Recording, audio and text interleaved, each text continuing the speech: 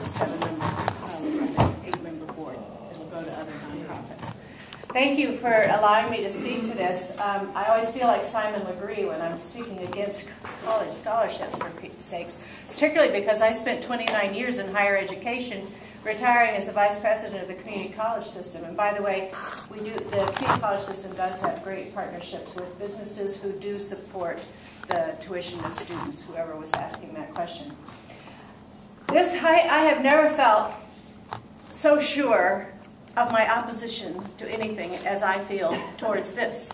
And it's weird because I don't know if I were still with the community college system if I feel the same way. But as a person responsible for the stewardship of city dollars, this is just the wrong place to look for those dollars. The city has no jurisdiction over any public education in this state, not K-12, not higher education. We make no laws about it, we make no rules about it, we have no budget, a city business is operational. We've got to do streets and sidewalks, and we've got to get sewer systems, and we have the things that you need every single day.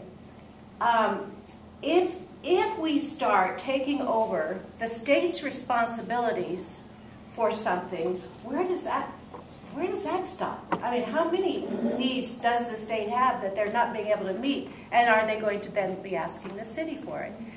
And because the city has no jurisdiction over higher ed, in this particular initiative, the colleges that are going to receive the tuition have no reporting requirements back to the city taxpayers.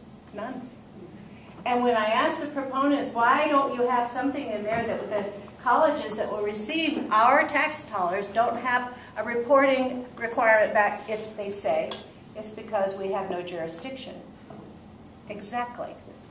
The nonprofits that will receive this do have some obligation to report back to the city on the expenditures of the dollars. But the colleges who receive it do not. The other thing, too, if you just look at the only other sector of our economy that has risen faster than inflation, other than higher ed, is healthcare. And higher ed has risen faster in tuition, like double what healthcare has. For very debatable reasons, we're not too sure. Our state also is 49th out of 50 in state support for higher education. I don't know if y'all knew that. We are behind practically everybody. You know who's 50th is Utah, interestingly enough. It's not Mississippi, it's not Alabama.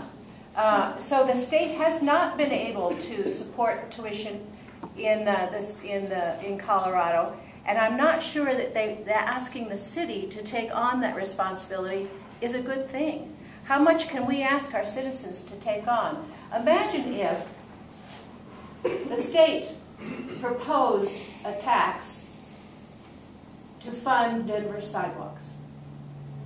How would our friends in Lamar and Grand Junction feel about that? It's the wrong, well, as my friend Kevin Flynn said, it's the wrong fuel pump. There are lots of reasons for the rise of college tuition. One of them might be the lack of support, but there also are lots of research about how you can reorganize college to make it much less expensive, and I'll let that debate go how it is. And lastly, I know it's a small sales tax. It's like, you know, less than a penny on, I think it's $10. But it's going to raise $10 million. And imagine what the city might be able to do with $10 million. And the city is going to be asking its taxpayers to support things. And I just don't know how much you can do. But it also ironically means, because it's a regressive tax, that a lower income person will pay a larger proportion of their income to send people of various incomes to college. And that also doesn't feel right to me. So I'll answer some questions. Yes, sir. So the city of New York operates college. The city's University of New York is run by the city. Right. It's done great things for the city of New York. Yes, SUNY system. That's right. The Cooney system. And the people who have need, the lower income people, receive not only subsidies for tuition, but also stipends for living expenses to attend college. So maybe what we need to do in Denver is not, if you have an issue of responsibility of the college back to the city, maybe we should establish a city college. Wouldn't that be something? You know, we do have district colleges. We have Colorado Mountain College and Ames College, which are supported by municipal districts. But they were created by those municipal districts. They're paid for by taxpayers, and those districts have a say-so over what happens in those colleges. So we're a blue dot in a red state.